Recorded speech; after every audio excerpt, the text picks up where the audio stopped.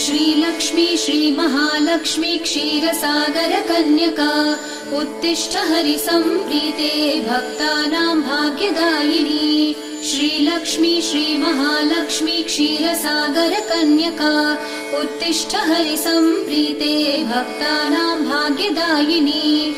उत्तिष्ठोत्तिष्ठ श्रीलक्ष्मी विष्णुवक्षस्थलालये उत्तिष्ठ करुणापूर्णे लोकानां शुभदायिनी। उत्तिष्ठोत्तिष्ठ श्रीलक्ष्मी विष्णुवक्षस्थलालये उत्तिष्ठ करुणापूर्णे लोकानां शुभदायिनी।